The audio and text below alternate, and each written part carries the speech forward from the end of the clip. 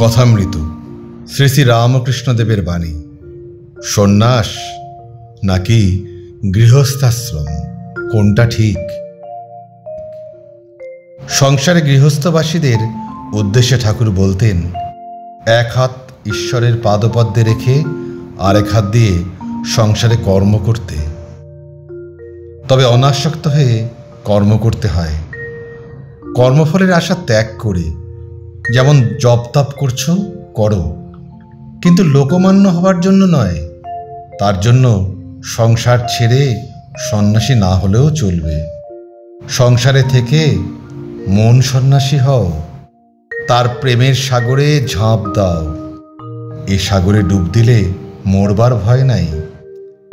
এ যে অমৃতের সাগর। সংসারে থেকে যে ভগবানকে ডাকে সেই তো বড় ভক্ত। ভগবান বলেন, যে সংসার ছেড়ে দিয়েছে সে তো আমাকে ডাকবেই, আমার সেবা করবেই। তার আর বাহাদুরি কি? সে যদি আমায় না ডাকে সবাই ছিছি করবে। সংসারে থেকে যে আমায় ডাকে সেই তো বীর পুরুষ। তাই সংসারের মধ্যে বাস করে যে সাধনা করতে পারে সেই বীর সাধক। ঠাকুর বলেছেন, সংসারী হয়ে সকল কাজ করো, কিন্তু দৃষ্টি রেখো যেন তার পথ থেকে দূরে সরে না যায়। ঠাকুর বলতেন, সংসারী জীবেরও সচ্চিদানন্দ সাগরে ভাসতে ইচ্ছে হয়, কিন্তু কি করবে বল? একান্তই যদি স্ত্রী পুত্র পরিজনদের কাজে সারাক্ষণ ডুবে থাকে, তবে মাঝে মাঝে একবার ঈশ্বরকে স্মরণ করতে হয়, তার কাছে ব্যাকুলভাবে প্রার্থনা করতে হয়, দুঃখ জানাতে হয়।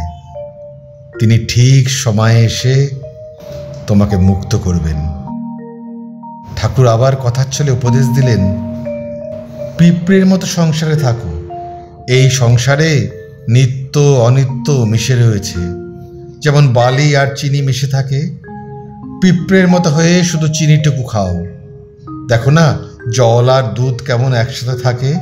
এই জল হলো বিষয় রস, আর দুধ হলো চিদানন্দ রস। সংসারে থেকে হাঁসের মতন দুধটুকু খেয়ে জলটুকু ত্যাগ করো, তাহলেই দেখবে ঈশ্বরের করুণায় সংসারে থেকেই তার সান্নিধ্য লাভ করবে। তার জন্য সংসার ছেড়ে বানপ্রস্থে যাবার আর দরকার হবে না।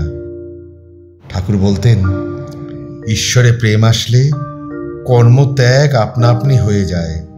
যাদের ঈশ্বর কর্ম করাচ্ছেন তারা করুক। সময় আসলে তিনি পাশবদ্ধ জীবকে পাশ মুক্তির পথ দেখিয়ে দেবেন। তখন সংসার জলের উপর নির্লিপ্ত হয়ে ভাসতে থাকবে, আর ডুবে যাওয়ার ভয় থাকবে না গো। জয় শ্রী শ্রী ঠাকুরের জয়।